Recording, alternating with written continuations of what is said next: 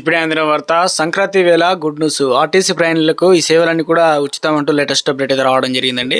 So ఆ వివరాలు ఏంటని కూడా వీడియోలో తెలుసుకుందాం. వీడియోని చివరి వరకు చూడండి, అర్థమవుతుంది. మొదటిసారిగా ఛానల్ వస్తే తప్పకుండా సబ్స్క్రైబ్ చేసుకోండి. చూస్తున్నారు కానీ లైక్ చేయడం మర్చిపోతున్నారు, వెంటనే లైక్ చేయండి. వివరాలకి అయితే వెళ్ళిపోదామండి.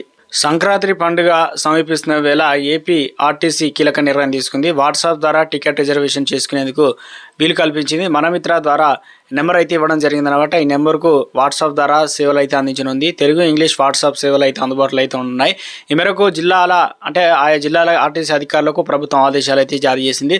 పండుగ వేళ ఏదైతే చాలా మందికి ప్రయాణికులకు భారీ ఉపశమనం కలిగిస్తుంది అనమాట. పలువురు హర్షం కూడా వ్యక్తం చేస్తున్నారు. ఎందుకంటే నితివాడ్య నుండే వాట్సాప్లో ఈ సేవలు పొందడం అంటే చాలా సులభతరం కాబట్టి.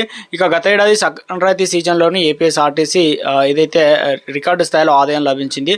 జనవరి 8 నుంచి 20 వరకు ఆర్టీసీ దాదాపు 9,097 ప్రత్యేక బస్సులు నడిపింది. ఇక 3 రోజుల్లోనే 60 కోట్ల పైగా ఆదాయం ఆర్జించింది. ఈసారి అంతకు మించి రాబట్టాలనే చర్యలు ప్రారంభించినట్లు తెలుస్తుంది. మొత్తం మీద అయితే మీరందరికీ ప్రయాణికులకు మరింత సేవలు ఇవన్నీ కూడా ఉచితంగా అయితే అందించబోతున్నారనమాట.